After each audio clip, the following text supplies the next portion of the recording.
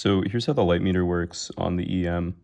There's this dial on the side that when you turn it, it moves the green arrow, and you want to match the green arrow with the red needle here. The red needle moves based on how much light is coming into the meter.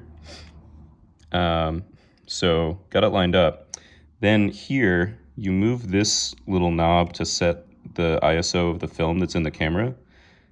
And then you read off these two numbers. The top is shutter speed, the bottom is aperture, and wherever they line up, you can put in those two settings and you'll get the right exposure.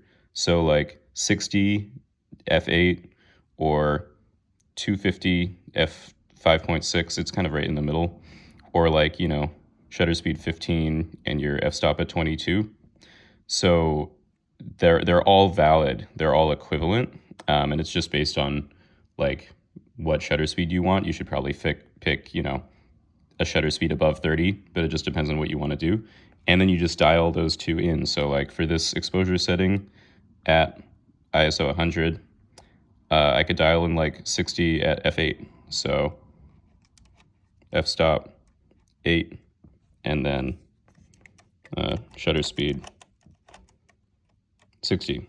And so that's good.